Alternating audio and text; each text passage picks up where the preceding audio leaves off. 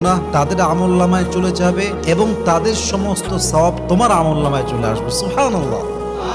তো যারা বদনাম করবে তাদের জন্য আপনি আফসোস করবেন যে ইস রে, আমার ভাইটা বুঝে না, আল্লাহ আমার ভাইকে তুমি হেদায়াত দান করো। কিন্তু মানুষের বদনামের জন্য, অন্যের চরিত্র নষ্ট হওয়ার জন্য নিজের চরিত্র নষ্ট করা, এটা বোকামি ছাড়া আর কিছুই হতে পারে না, ঠিক কিনা বলেন? অতএব আজ থেকে বদনাম করলে নারাজ হবেন না, মন ছোট করবেন না, ভরসা রাখবেন এক সত্তার উপরে, তিনি কে?